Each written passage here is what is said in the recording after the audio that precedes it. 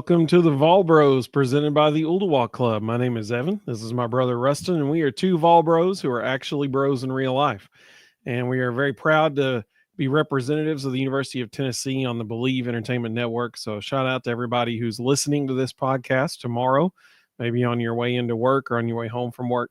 We sure do appreciate you listening as well as watching. And we're very excited about this evening because we've got, this is where the game's won or lost in the trenches. So Mississippi Vol, welcome, buddy. He said, good evening, guys and chat family. Looking forward to this preview of the trenches. It's where it all starts. Be sure to hit that like and subscribe button. I echo those sentiments. Jonathan, welcome, buddy. Good to have you. He said, hello, Evan, Ruston, and chat family. Hope everyone's had a great weekend. Absolutely. I hope everybody has. For all the teachers and everybody who are going back to school this week, I wish you nothing but the best this school year, a phenomenal year, and thank you for being teachers. We appreciate you so much. We're going to start this evening with the offensive line. I do think that this has potential to be the deepest offensive line Tennessee has had, maybe since like 2012. This is a very deep offensive line. The only problem is it's very unproven talent. That's the only problem. What we're going to do, I'm going to run through a list of guys that I think have the chance of seeing, obviously everybody, if the game is a blowout, can see the field, but I'm going to run through a list of guys who I think you will see on the field a decent amount. And I came up with 14 guys. That's certainly the most we've had in a while. Here's the only problem with that. Of the 14 guys, only 4 of them aren't freshmen or redshirt freshmen. That's the problem. So in 2 years, look out, buddy. Look out. Because offensive line is a developmental position, especially in the SEC. John, welcome, buddy. There's a channel member. He said, I think the defense will have to carry us until the offense catches up. That's fair. So with that being said, here are the guys that I feel like could see time on the offensive line during game time this year. William Satterwhite, Jeremiah, who's a redshirt freshman, Jeremiah Hurd, which is Lance Hurd's cousin. He's a redshirt freshman. Lance Hurd, I think he'll be our starting left tackle. He's a junior. Anthony Ogamuro, true freshman, may see some mop-up minutes here and there. Sam Pendleton, he's the transfer from Notre Dame. Redshirt sophomore. Herb Gray, redshirt freshman. I cannot pronounce this dude's name, so I apologize in advance. Michael Konstantinov. It's the best I got. He is actually a transfer from Central Michigan. He's a redshirt freshman. Bennett Warren, who I'm very excited about this year. I hope he gets to see quite a few minutes. Redshirt freshman. I'm saying the word freshman a lot here. David Sanders Jr., true freshman, probably going to be the starting right tackle. Number 2 offensive tackle in the nation last year, according to On3 Sports. Number 11 overall player in the country, 5-star recruit. Max Anderson, redshirt freshman. Jesse Perry, redshirt freshman. Sham Umarov, redshirt sophomore. Interesting news about Sham today. I'll mention that here in just a second. Wendell Moy Jr. Phonetically, it looks like Wendell Moe Jr. It's pronounced Wendell Moy. Transfer from Arizona, redshirt junior. And Gage Ginther, redshirt freshman. So that's 14 guys. Only 4 of them are not freshmen or redshirt freshmen. Now, I do want to say one quick thing before I turn it over to you, Ruston. Interesting news today from Tennessee football practice. This morning, Austin Price and, Austin Price is typically on it every day, but then it rotates whoever's on there with him. They always do their 2-minute drill recap from fall practice each day. Well, today it was Hubbs and Price, and they mentioned that the first 5 offensive linemen today, going into fall camp, everybody thought it was going to be Lance Hurd, Wendell Moy, Sam Pendleton, um, David Sanders Jr., and then William Satterwhite at center. So you'd have Hurd and Sanders as tackles, Moy and Pendleton as guards, and Satterwhite at center. That is not the case today. Today, the first five were Hurd and Sanders at tackles, Moy and Sham Umarov at guards, and Sam Pendleton at center. Those were the first five on the field today. Very interesting development. Sounds like Sham is making his presence known. That's a great thing, in my opinion. So, Ruston, with all that said, what do you expect out of the offensive line this year? Yeah, I won't give them 14 spots, but I fully expected them to be able to go 10 deep, 2 deep at every position. About a month ago, they made a comment that they were comfortable with either William Satterwhite or Sam Pendleton at center. And so, this is the time of year in training camp when you play with your groupings. You see who rises to the occasion in certain scenarios. You show them things they don't normally see. You work on, if this guy goes down, who steps in. I think we will still see William Satterwhite as the starting center, and Sham has the ability to play either guard. Sam Pendleton has the ability to play center. The other one who could play, similar to Dane Davis last year, they've been raving about Jesse Perry, and he can play center, guard, or tackle. So he's got the ability to slide around and play multiple spots. They've also been talking a lot about Brian Grant. He has really risen to the occasion. They feel very comfortable backing up either tackle with him. Bennett Warren's another one they're very comfortable with at either tackle. So there's 10 guys there that can step in and give them, legitimate minutes.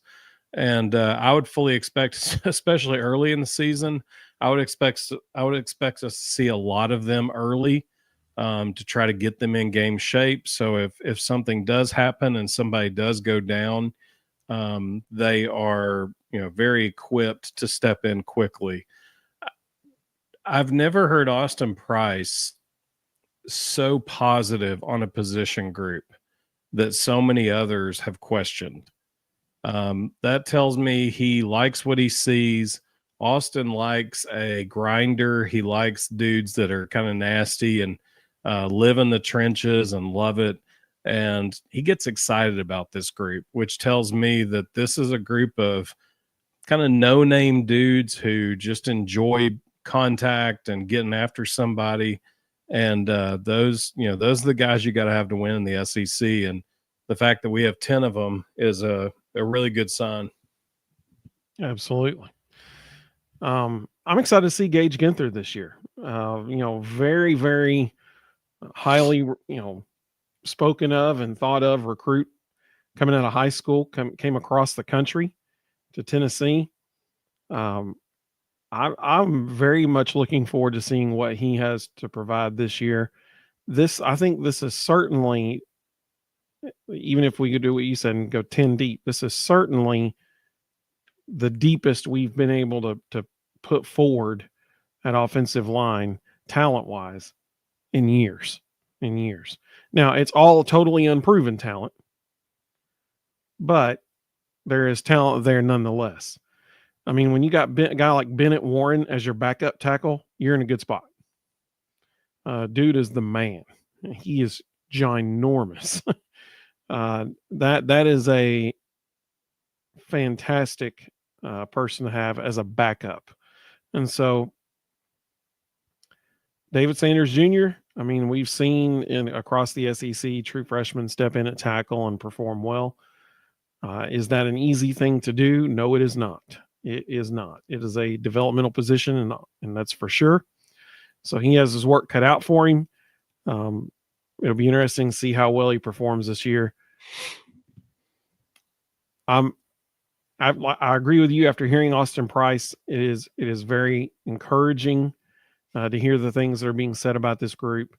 Like I said, they have the talent. The talent is there. They just don't have the experience. And so one thing that they apparently prior to today, Austin said this today, apparently prior to today, the left side of the line was Lance Hurd and Wendell Moy. So you had junior and redshirt junior on that side of the line. The other side of the line was Sham Umarov and David Sanders Jr. And so you had inexperience and inexperience over there. And so today they flip-flopped the guards. And so you had Sham Umarov on the side with Lance Hurd to get some experience with inexperience. And you had Wendell Moy on the side with Lance or David Sanders Jr. to get some experience with some inexperience. I thought that was pretty clever. I mean, obviously they are mixing it up right now, like you said, to just figure out what their best five combination is. But it does sound like it's going to be those four and Sam Pendleton as the first five on the field. Very interesting. So I hope they surprise everybody, and they're just fantastic this season as a group. And hopefully nobody gets injured, as always. Mina Likey, channel member, welcome. Good to have you. We're so glad you're with us. She said, evening, Vol Bros and Bros fam. Absolutely. Best chat on the interwebs right here, folks. Jonathan said, I know the O-line is inexperienced, but I believe they'll be a lot better than last year. I mean, I agree with you based on everything we're hearing so far, like from guys like Austin Price, guys who are seeing them every day. They are certainly more talented. That is undeniable. John said, at least the recruited red shirts have been in the system long enough to understand it. Absolutely. 100% agree. Absolutely. Jonathan said, we finally have linemen that look like SEC linemen. Yeah, buddy. Jeremiah Hurd, Lance's cousin, 6'8", 333. That is a large fellow. That is a big old dude. 10 Cup, welcome. Good to have you. He said Hurd should be better. He changed himself since last year. Agreed. Rhonda, there's a channel member. Great to have you, Rhonda. She said, good evening, bros and chat fam. Absolutely. Let's see some of the other comments coming through here. John said, I know we talked about tight end last week, but what are y'all's thoughts on the decommitment from the Snead kid? I'll give my thoughts and then Ruston can give his. So here's my thoughts on that. The Snead kid saw that Desan Brame and Van Dorselaer were tearing it up in fall camp. And he was like, yeah, I would be 1 year behind those two dudes. And if they redshirt, I'd be the same year unless I redshirt. If I want to play early, I better go somewhere else. That was my thought on that. I could be wrong. I'm not the kid, but that would be my thought. What do you think, Ruston? So a couple of years ago, Tennessee offered Dayton Snead a walk-on spot, not because Dayton Snead was a guy they were developing for the future or planned to use at any point. It was because his younger brother is this tight end. And North Carolina, who is so desperate to upgrade their talent, decided to offer Dayton Snead an actual scholarship spot, which Tennessee was unwilling to give him. And that started the catalyst of this tight end moving to North Carolina. To be honest, I don't care. Tight ends aren't that much of a difference maker. You can go find one in the portal that's probably twice as good right now. So couldn't care less if some high school kid decommits. There's one on every street corner. Just go find a junior who's 10 times better already and can contribute now. Ruston's all about that portal. He's all about that portal life. There are some sports where high school players can still make a difference. Football is not one of them. Live in the portal.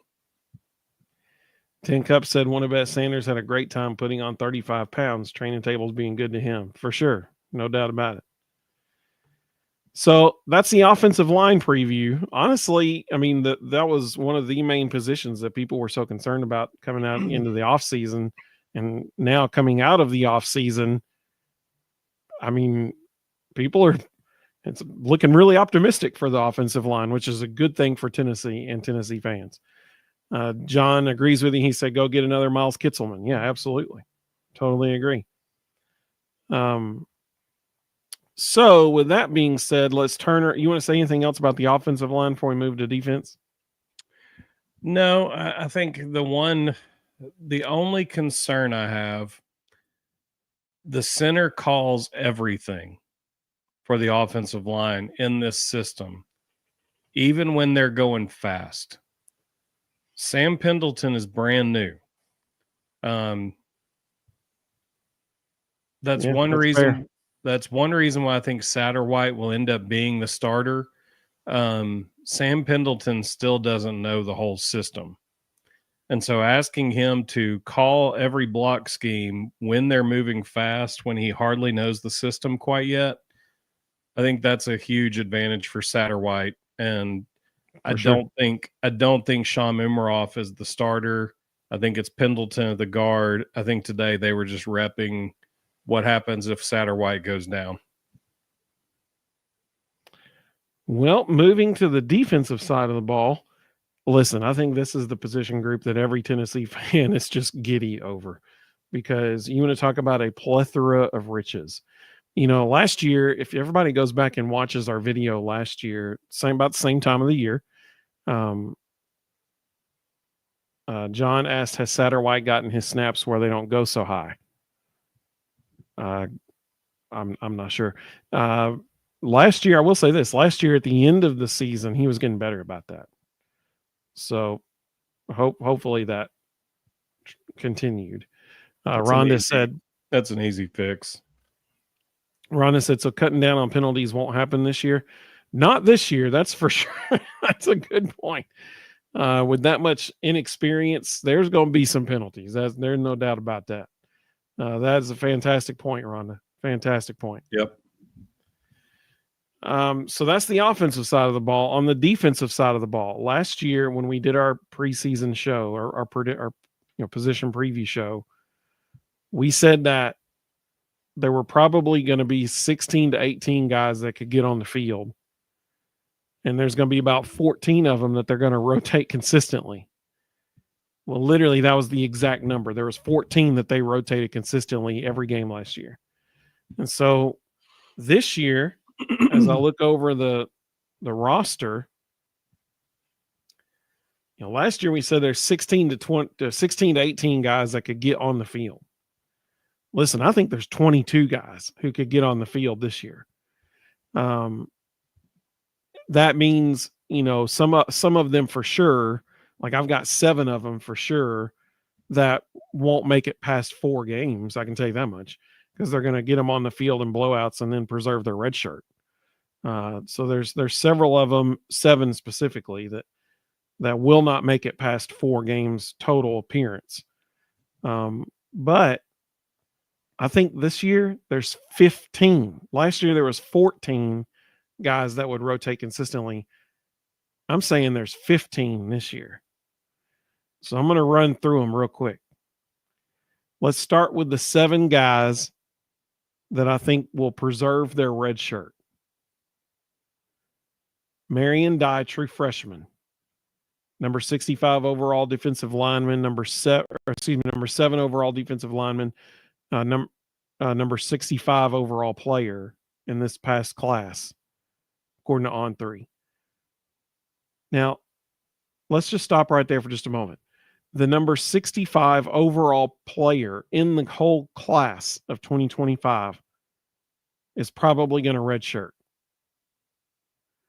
Folks, 10 years ago, we would be so excited because we actually had a dude who could play.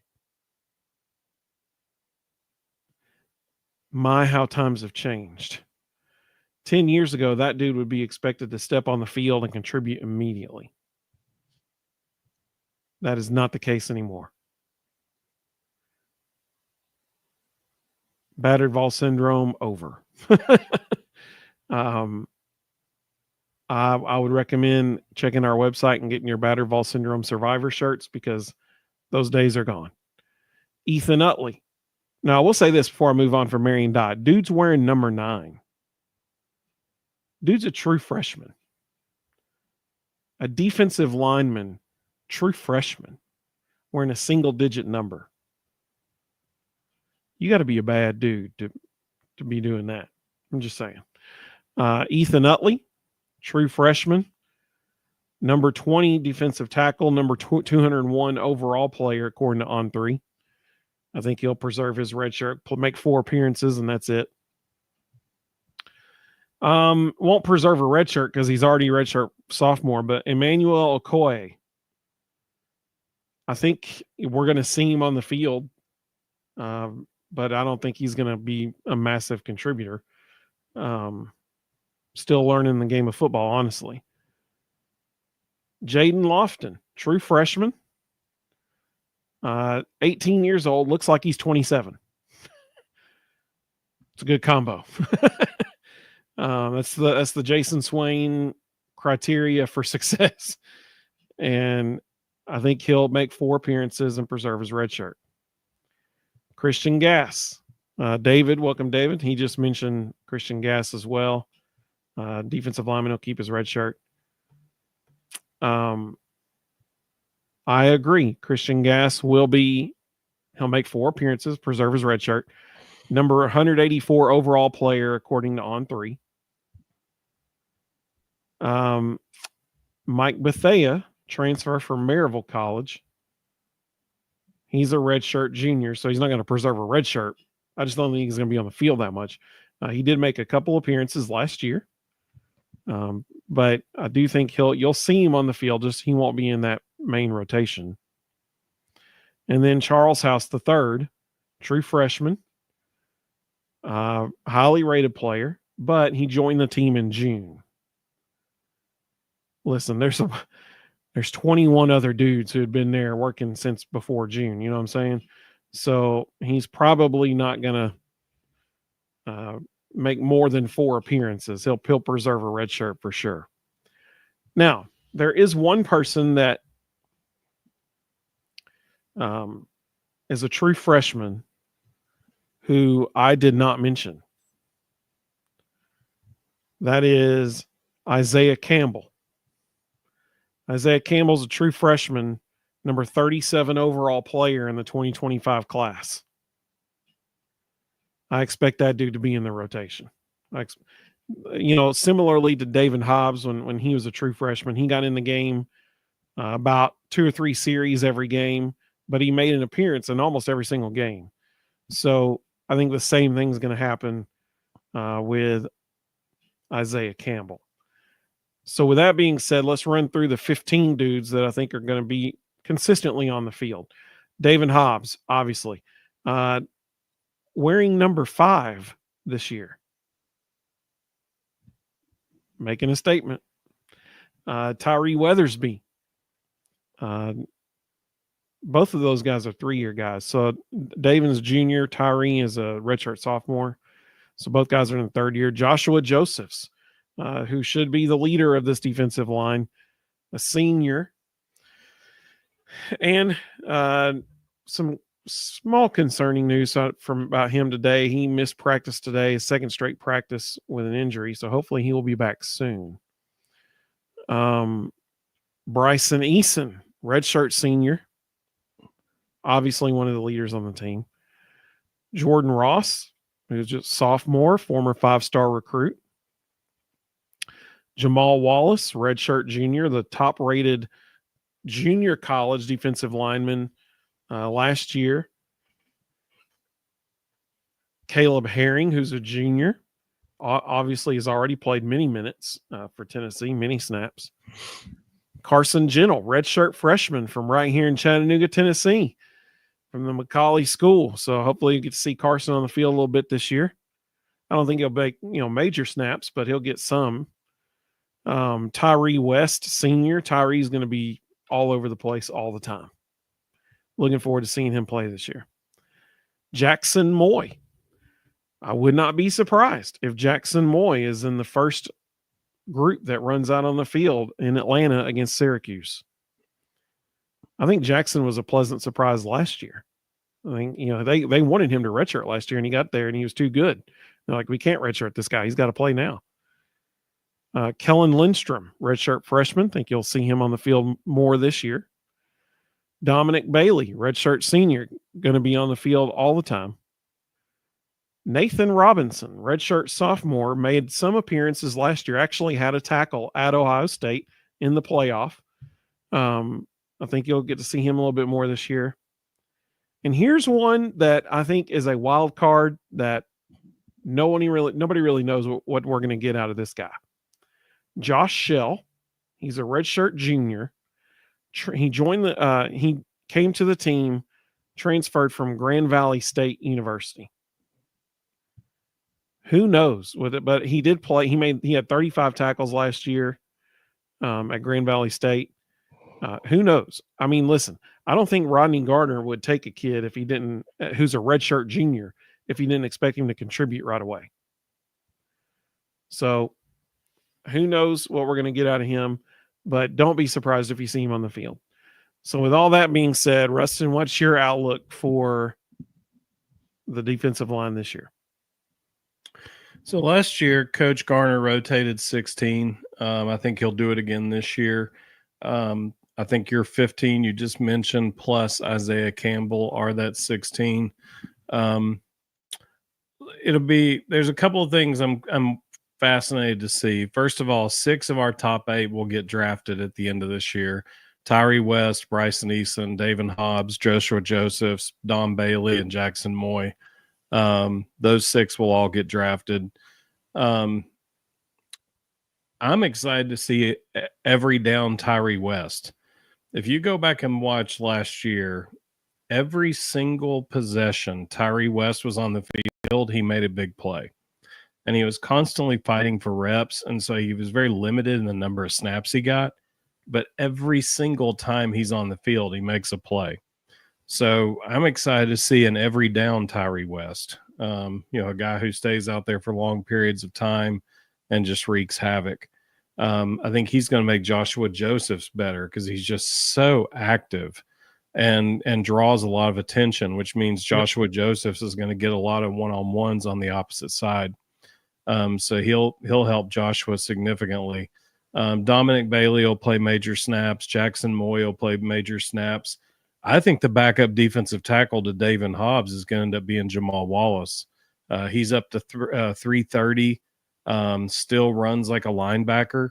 To have a 6'3", 330 defensive tackle who moves like a linebacker is quite the luxury. So I know they're very excited about him. We're going to see a lot more of Caleb Herring. It's crazy when you look at the depth chart, and our third string defensive ends are Jordan Ross and Tyree Weathersby. I mean, those 2 guys could be starting for half the schools in the SEC, and they're third string for us. So just an unbelievable depth of talent there. You mentioned Josh Shell. They're very high on Josh Shell. He's played extremely well since he got to Knoxville. I think he'll get some decent minutes. Problem is there's just only so many snaps to go around. And when you got this many guys, your top 8 have to be out there the majority of the time. And they're just not going to be able to play these younger guys as much. I think if anybody beats out Jamal Wallace for that second defensive tackle spot, it probably is Josh Shell. I think if he can beat Jamal Wallace out, then he'll be in that spot and he'll get more snaps. But tons of options. As per usual, Rodney Garner can roll out any combination of guys he wants to roll out and get any kind of looks he wants to get. He can go speed. He can go big. He can go size and strength. He can go slanting, blitzing. He's got every opportunity under the sun that he can run at people, and every one of them are good. So it's going to be a lot of fun to watch this group. I think that first 4 might be the best 4 in the SEC. Joshua Josephs and Tyree West coming off the edge, Bryson Eason and David Hobbs inside. That's for future pros who are going to make a lot of money in the NFL. And then again, Don Bailey and Jackson Moy coming in and Caleb Herring coming in immediately and spelling those guys. It's an unbelievable wealth of riches. Imagine if they ever line up with Jordan Ross and Joshua Josephs on the two edges, and you're the opposing quarterback. You're like, oh man. Well, and the imagine two it's offensive tackles are like, dadgummit. imagine it's a passing down, and Exactly. they're able to slide Tyree West inside to tackle, and put in Jamal Wallace at the nose. All of a sudden, you've got all four of those guys, your four fastest defensive linemen, flying in the backfield, and they're not giving up any size. All four of them are just as big as the normal starters. It's absurd the things they can do. Pretty sweet luxury to have, just saying. That there is, last year, we said it last year in our preview show that Tennessee's defensive line was the deepest defensive line in the SEC. This year, they're even deeper. Like, that's the thing. Last year we said, is there a defensive line that the front four might be a little better, but overall, no one's deeper? Sure. This year, I mean, you can make a case that Tennessee's got the best front four and like as a whole group, and they're the deepest defensive line group in the, forget the SEC, in the country. I mean, like, who else can run 16 dudes out there and feel comfortable with it? You know what I'm saying? Like, that is a luxury among luxuries. And if you're a Tennessee fan, this group just has to have you giddy. I mean, just salivating for August 30th to roll around, because you want to see what they're going to do to Syracuse's offensive line and the poor guys dropping back to pass for Syracuse. I'll remind you this, I wish no harm on anyone, obviously. But last year, it wasn't until I think game 8 of the season that the person who started the game at quarterback for the other team finished the game at quarterback for the other team. Yep. Because they were getting hit so much, they couldn't finish the game. It'll be the same this year. I mean, this is the position group that everybody should be thrilled about. 22 guys are probably going to see the field, eventually at some point in the year. 16 consistently. That's nuts. That is bonkers. Keg 2071, welcome, buddy. He said, I'm so pumped we have Vol football the rest of the year. Go Big Orange. Absolutely, man. Absolutely. Let's see. David said, House Utley will red shirt for sure. Jonathan said the D-line is loaded with NFL players. Do you think they could set the record for sacks in a season? I do love D-linemen having a single-digit number. They very well might. I mean, legitimately, they very well might. Because if somebody gets winded, okay, well, let's bring in the next guy who's just as good to go after the quarterback then. I mean, it's a plethora of riches. Jonathan said, also, don't forget to tell your mom and them about the Vol Bros. Absolutely. Hey, text a buddy about the Vol Bros. David said, Josh Shell's too light for defensive tackle, though. We'll see. I mean, he's in a training program with, some dudes who know what they're doing, and he's got Rodney Garner as his defensive line coach. So we'll see what happens. He's been there all fall, and they keep raving about how well he's doing.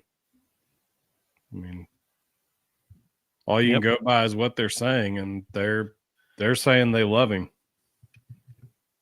Let's see. David said, I heard Mike Matthews got banged up. Hope he's ready for game 1. He did. He missed practice today.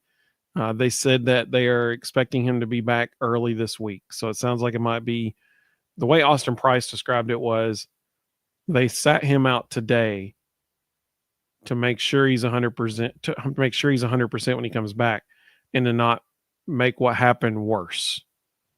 So it's just like a cautionary thing, like, hey, just sit out today, and then he'll be back within the next couple of days, which is good. That's good. Sam said, welcome, Sam. Good to have you. He said, Ruston, are you seeing these young defensive ends on special teams? Yes. Yeah. Your interior guys on punt team are usually defensive ends and linebackers. So I'm sure a few of them will be there. I think you're going to see Carson Gentle on punt team. I think you'll see him on kickoff team, I think you're going to see him a lot on those. Kickoffs usually linebackers and DBs. You don't see many defensive ends on kickoff. Punch usually where you can also steal reps on punt return, roll in some younger guys on that. Jonathan said Josephs will have a huge year. I believe he'll have a better year than James Pierce had. That's an interesting point, because you very well may be right. If everybody will remember 4 years ago, well, I guess 3 years ago, when they were both true freshmen, Joshua Josephs is the one who had such a phenomenal true freshman season. And everybody was like, dude, this kid is going to be incredible. And then the sophomore year, James Pierce Jr. just soared past him and just thrived and excelled. And people were like, man, this guy's incredible. And Joshua admitted that year that he took it for granted. Like he didn't work as hard as he should have, because he had such a successful freshman season. And then he saw James Pierce Jr. have such a great sophomore season. He was like, I'm not going to let this happen again. I'm going to work as hard as I should be working. And that's why he had such an incredible year last year. And this year, I'm sure he's going to have a fantastic year again. Let's see. Rhonda said 22, we had offense, but no defense. 24, we had defense, but no offense. So will 25 or 26 be both? That's a good question, Tom. We're going to have defense this year. There's no doubt about that. Yeah, we'll be very good defensively, and we'll have a good run game. We'll see what happens offensively. Sam, welcome, Sam. He said Syracuse probably isn't getting to 10 points in the opener. D-line is going to eat. Yeah, so how many games? I can't remember how many games straight quarters it was last year that the defense didn't even allow a touchdown. It was something like 7 straight quarters or something like that, or maybe more. They didn't even allow anyone in the end zone offensively for several. Maybe it was like games. Maybe it was games. I think it was games actually. So yeah, very well may be the case this year too. David said star power starters, maybe Georgia, Bama, Oklahoma, and Texas are as talent, but not as deep. Exactly. Yeah. No one's as deep for sure. Totally agree. Jonathan said, if we get the offense from 22 and the defense from last season in the same season, we'll be unstoppable. 100%. You're exactly right. That is exactly right. Sam said the national media is sleeping hard on the Tennessee defensive line. All the talking points are just about who they lost, and they don't know who we have on this roster. 100%. You're exactly right. Last year, if you remember last year, us and other Tennessee shows were talking about how deep our defensive line was going to be.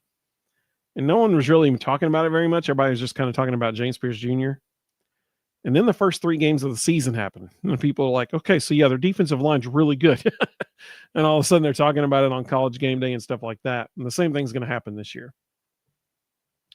Sam said, I believe these defensive ends are bigger and more physical this year. I see them being able to push the pocket, more sacks. Totally agree. David said over under 7 sacks and 12 tackles for loss for Josephs, over under 25 team sacks and 50 team tackles for loss on the season. Now we'll remind everybody of this. I'm glad you mentioned tackles for loss. Since Josh Heupel has taken over at Tennessee leads the SEC in tackles for loss. And if you want to say over or under 50 for the season as a team, if there's 12 games, you're looking at, what is that, 4.5 per game to get to 50. I think that's 4.5. I'm going to take the over. Yeah. I'm going to say over. 25 sacks, that's tough. Because a lot of those tackles for loss are going to be like screen passes, running back getting stopped in the backfield. I'll say under on the 25 team sacks and over on the 50 tackles for loss. No, that wouldn't work. Because I mean, like I said, some will be play action pass, some will be reverses, some will be. Mm-hmm. But that's 2 sacks per game. There will be some games we get 4 or 5. There will be some games where we get 1. I'm going to go over on both. I'm going to say over the 25. I don't think it'll be 30. I think it'll be less than 30 sacks. But I think you're looking at probably 55 tackles for loss. That's what I'm going to say. For Joshua Joseph specifically, 7 sacks for the season. Over under.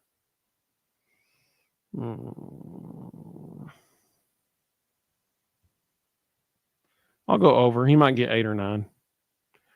12 tackles for loss. I'll go under on that. I think it'll be like 11. So, that'd be my prediction. What do you think about that, Ruston? What do you think about those over under numbers there? Tackles for loss, I would go over on both. We had 29 sacks this past year.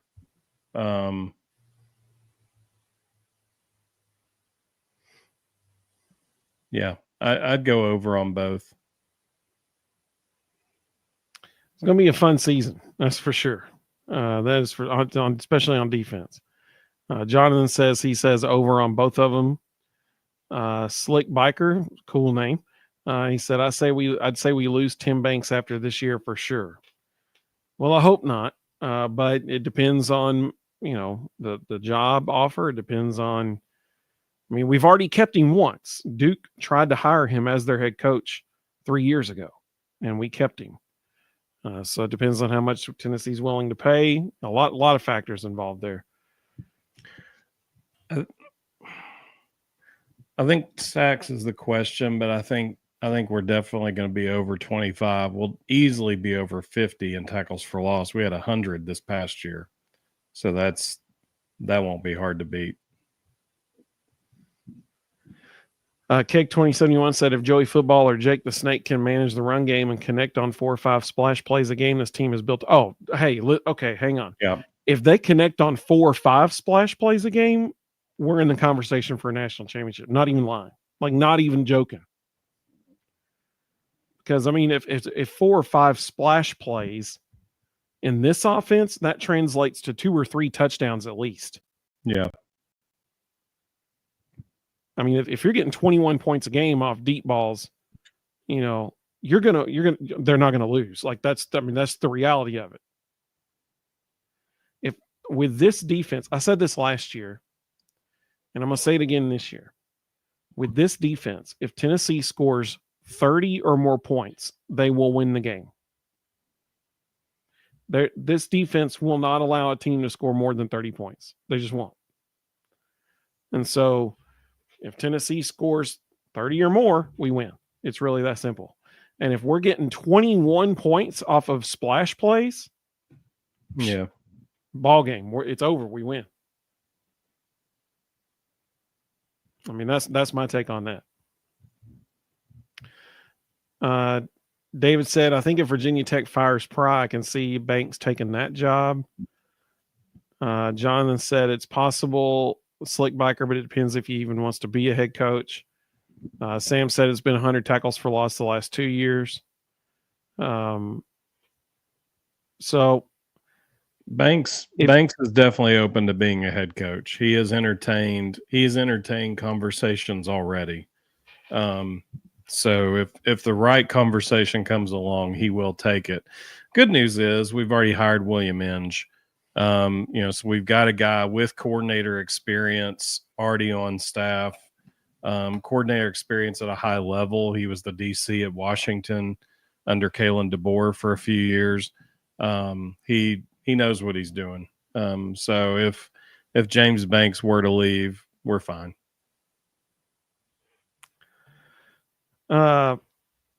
One last thing. Do you want to say anything else about the defensive line before we move on to our No, last topic here? no, easily the best position group on the team, and so many so many future pros in that position room. It's just ridiculous. They're going to have, over the next few years, they're going to have 12 to 15 of those guys get drafted. It's absurd, the amount of talent in that room.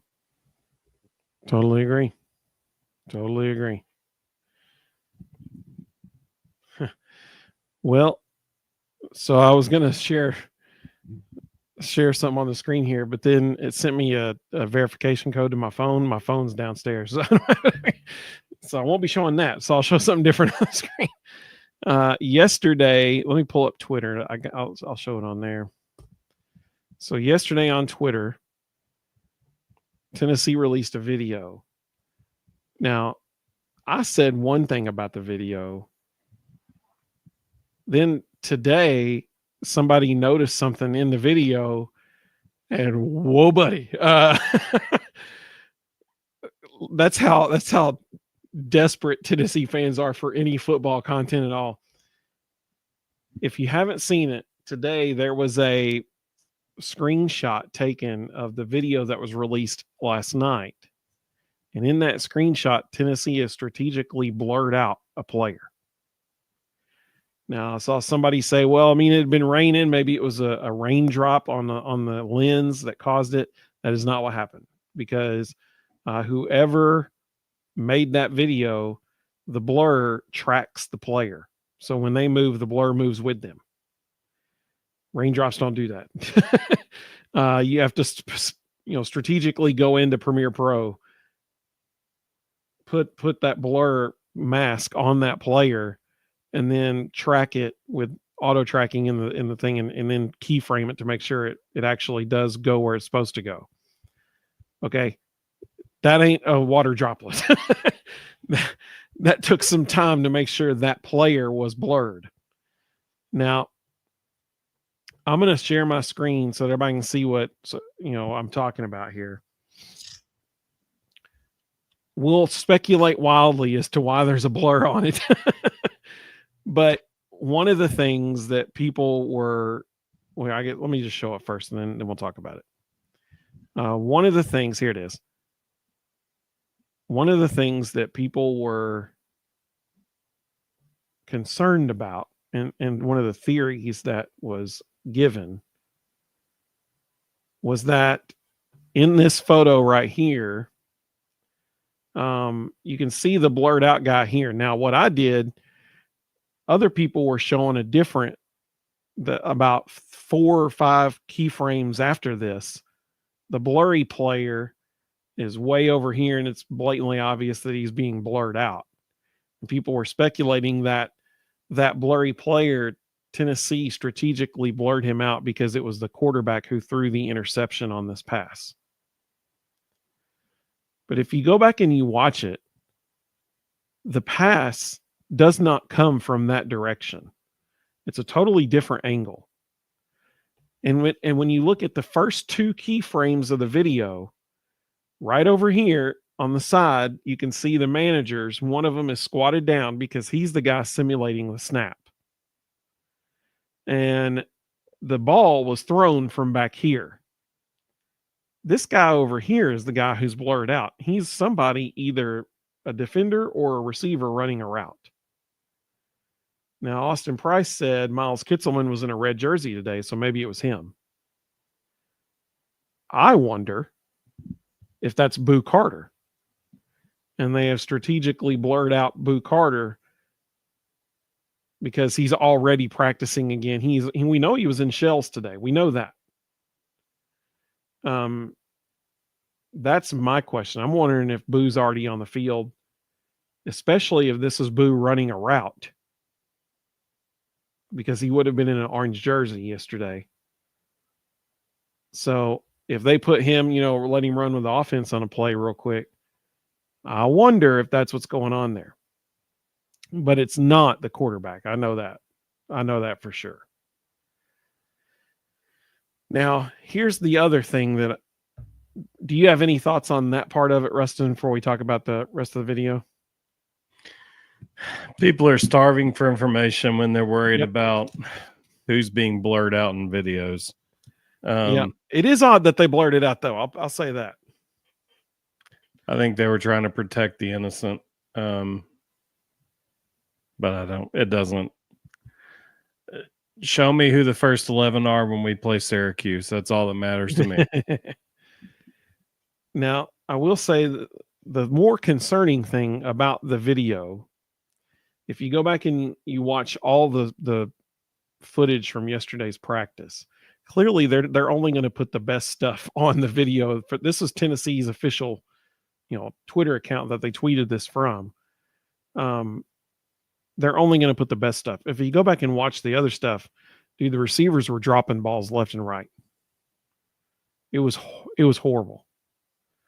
Mike Matthews got hit in the hands right here on his shoulder, dropped it. Braylon Staley had a ball right to him in his stomach, dropped it. Miles Kitzelman caught the passes that he was shown catching in the video footage. There were way too many drops yesterday. That is concerning if you're a Tennessee fan.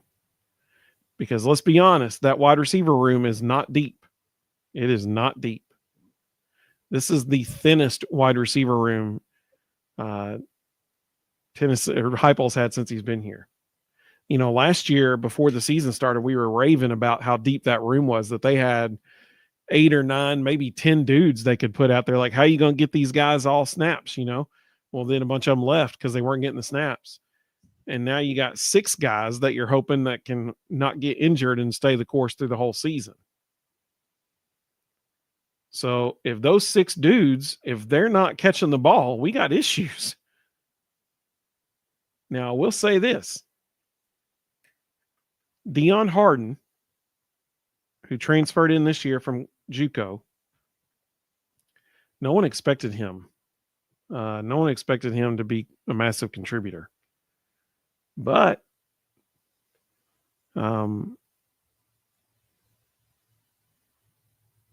here's what's interesting about that video.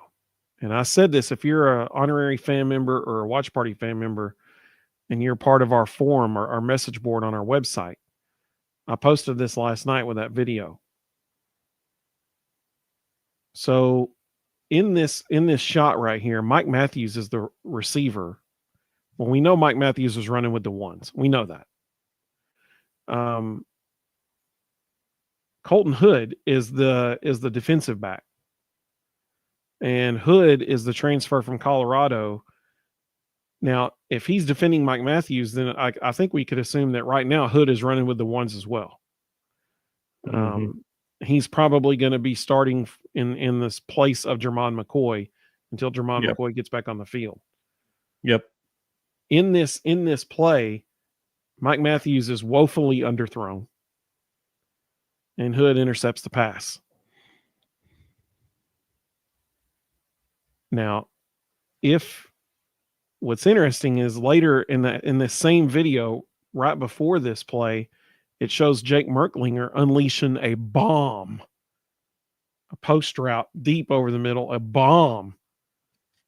And Deion Harden is the one who catches it. And he makes a phenomenal catch. I mean, outstretched arms over the top of his head, beautiful catch for a touchdown. Based on the trajectory of the ball, I'd say it was at least probably a 40-yard pass. Well, listen, I guarantee Deion Harden ain't running with the ones right now. Okay? So if that means Jake Merklinger was running with the twos and threw that bomb in scrimmage, while they're running 7-on-7 or whatever, and he threw that bomb to Deion Harden, then that means that Joey Aguilar was the one who threw this interception. And if that's the case, then that gives credence to what Ruston has been saying ever since Joey put on orange. Yeah, if you look at the guy who's throwing, he's definitely throwing on the run. He's off platform. And I've been saying from day one, from the day he signed, I don't like the way he throws the ball off platform. Most of his, if you go back and watch his 24 interceptions over the last 2 years, most of them come when he's scrambling. So I wouldn't be surprised at all if this was him. So very interesting. Very, very interesting.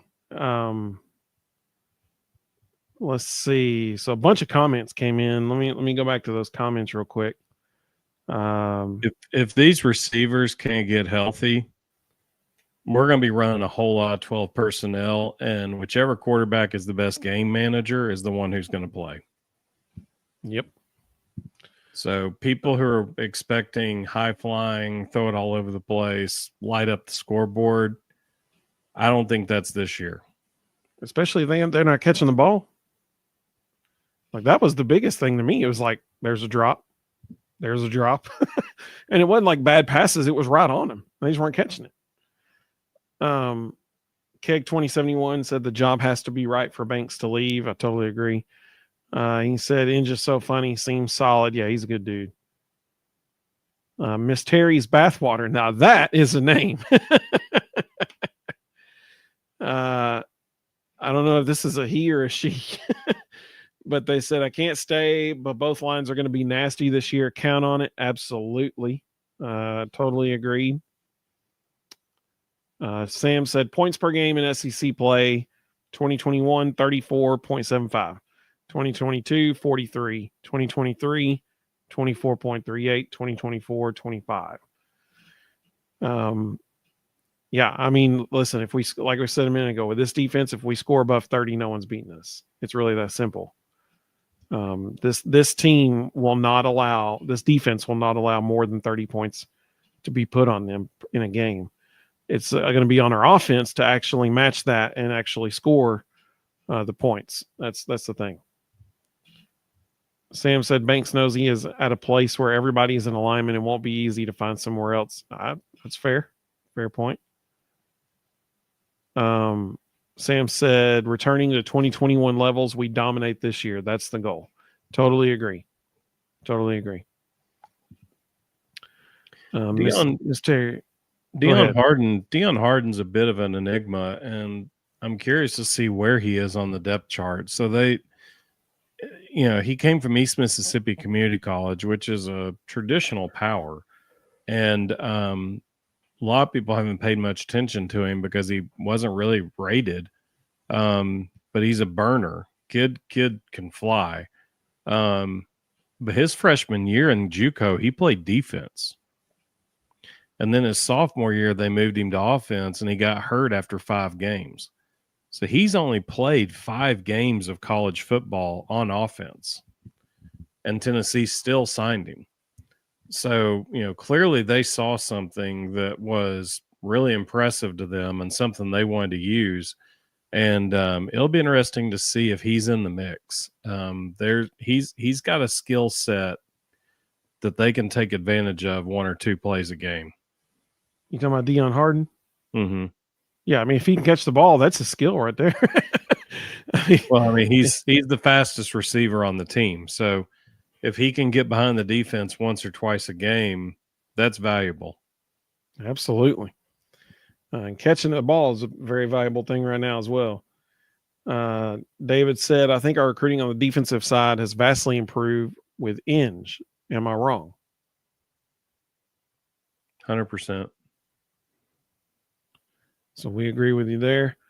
Miss Terry's Bathwater said, have they already talked about the defensive line? We did. We spent probably about 25, 30 minutes talking about the D-line. So I would love to sit and rehash all of it with you right now, but that's a lot of time. So I invite you to go back and watch that. Also, if you hit, back on the thing after we're done, then YouTube will think, oh, this was a good video. We should recommend it to more people. That sounds good to me too. Mississippi Vol said, have you seen the clip of Colton Hood's interception yet? So that was the one that I just showed. He said, I'm sure you'll discuss the DBs on Thursday, but he's going to make some plays for us on the back end this year. I mean, it was a great interception by him for sure, but the ball was also woefully underthrown because Matthews had half a step on him. I wouldn't give him a full step, but he had half a step on him, and the ball was thrown 2 steps behind Matthews. Let's see. Miss Terry's Bathwater said Hood's going to be a stud for us. Let's see. Will, welcome, buddy. Good to have you. He said, "What's up, everybody?" Mina Lackey did not like it when I said the receivers were dropping passes. She said fiddlesticks. I agree. Fiddlesticks is an accurate description there. Will said, "Does Tennessee have open practices for media and fans?" Media, kind of yes. Fans, no. Media is only given certain periods of practice they can watch. Yeah, in the past they've only given the media about 15 minutes, but for some reason this year they've been letting them stay for about 45, which has been interesting. They've seen a lot more than they typically do.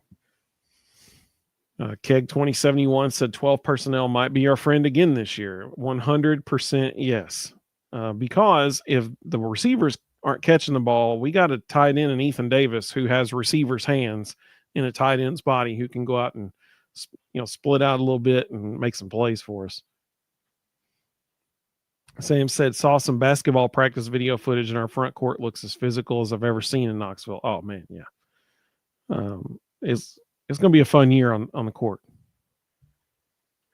They said the other day they were repping a 1-3-1 half court trap with Nate Ament at the top, Felix Okpara in the middle, Cade Phillips and Jalen Carey on the wings, and Jacoby Gillespie running the baseline. So that means the front 4 in the trap were 6'10", 6'8", 7 foot, and 6'9". Not bad. Good luck throwing over that. Yeah. John said, "If the wide receivers can't get healthy and start catching the ball, we'll be running triple option offense." Slick Biker said, "Our receivers couldn't catch a cold in Montana snow blizzard." Hopefully they get better quick. Amen, brother. Absolutely. David said, "Who will be our most dominant defensive tackle this year?" You can only pick one. Okay. All right. Okay, I have an answer. I'll let you go first. What do you think? Oh, Bryson Eason all day. Bryson Eason's going to be a first or second round draft pick. Yeah, that was my answer too. Jonathan said my second pick. He said he'd say Jackson Moy. Yeah, that'd be my second pick. I'd love to say David Hobbs. I just don't think he'll be as dominant as the other two. He'd be my third pick.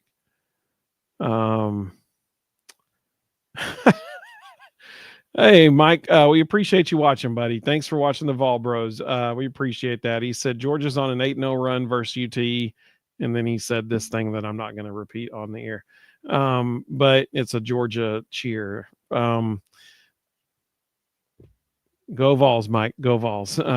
Look forward to seeing you when y'all come to Neyland this year. It'll be a fun time. Let's see. Rebel Jew, welcome, buddy. He said, "For those of faith, please keep some friends in prayer. I'm sure y'all heard what happened here in Lake County. Prayers, please." I'm not totally sure what you're referring to, but I hope that we'll go check it out. He said he's not sure if he can say it on here, but we'll go check it out. Let's see. Will said they opened up a full day of practice for Median fans at Ohio State this year for the first time. He was surprised. There's only been, I think, 1 or 2 open practices for fans in the last 15 years here, and those were under Butch Jones. So it hadn't happened in a while.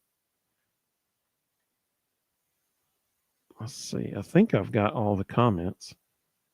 Yeah, I did. So that's our preview of the offensive line and defensive line. If going into this year, you told me the offensive line may be a strength on the offense, I'd have said that is not good because we're replacing all but one offensive lineman this year. But now, after hearing all the rave reviews about them during the fall camp periods, it's looking like they really are going to be a strength of the offense this year. In a good way. So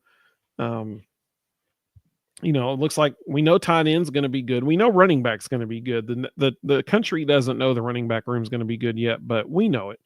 That's going to be fun to watch our running backs. And we know the offensive line's going to be okay, I guess. So now we just got to figure out the wide receiver and quarterback position. Mississippi Vol said, speaking of David Hobbs, he's rocking a single-digit jersey this year, number 5. Yep, that's exactly right. You got to be a bad dude to be a D lineman wearing a single digit. You got to be a bad dude. So offensive line, things are looking great. Defensive line, soak it up. These are the good old days. These are the good old days. There will be years from now when we say, man, remember the depth we had in 2024 and 2025 on our defensive line? Man, those were the days, man. Well, live it up now. Enjoy it. Enjoy this defensive line while we got it, because it's easily the deepest in the country. There may be others that may have a few more guys who are more talented, but no one is as deep on defensive line as Tennessee is. That's just the facts. It's just the facts.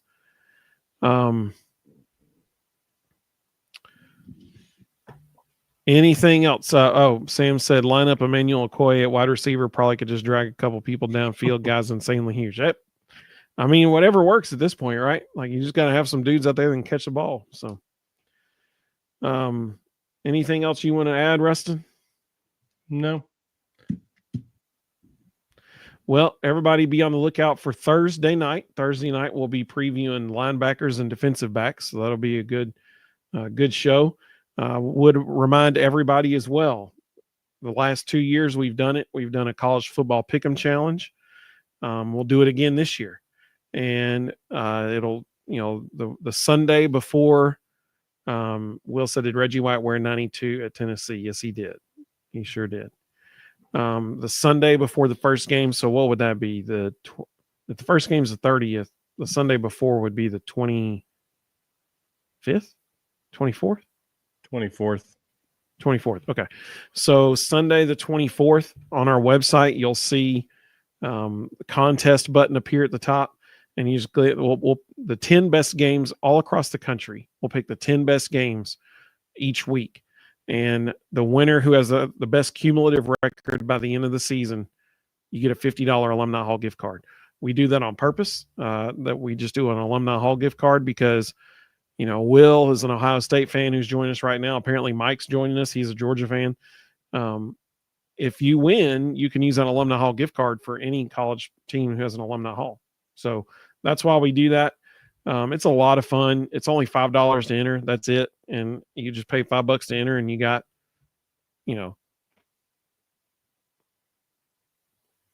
$50 potentially at the end of it. So it's so much fun. It's a good time. So be on the lookout for that. We'll be talking more about that as the time comes as well. Rhonda said, great job, guys. Great show as usual. Hey, we appreciate you, Rhonda, so much. Thank you. Like he said, great show as always. Thank you so much, guys. Go Vols, baby. Rebel G said, on a positive note, I'll be attending the Vols versus Vandy game. Can't wait. Oh, that's exciting. Will said, who you got, Ohio State or Texas week 1? I declined to answer so that I can save everyone will find out the Thursday before the game when we reveal all the picks from the week 1 college football pick'em challenge. I will save my pick for that. Depends on who's most healthy the week before the game happens. Yep. So, but I mean, it's going to be a phenomenal game. I can tell you that much right now. He said, fair enough. Ruston won it last year. He won the college football pick'em challenge last year. I came in second the first year. Well, we hope all y'all have. Go ahead. And I will say a lot of my decision making was based on the injury reports. Yep. It was nice having the SEC telling us ahead of time who would and would not be playing. Well, I hope everybody has a great week ahead of you. Keep on the lookout, like I said, for Thursday night. Defensive backs and linebackers will be a fun show. We hope all of you have a wonderful week. Go Vols, baby. And we will see all of you very, very soon.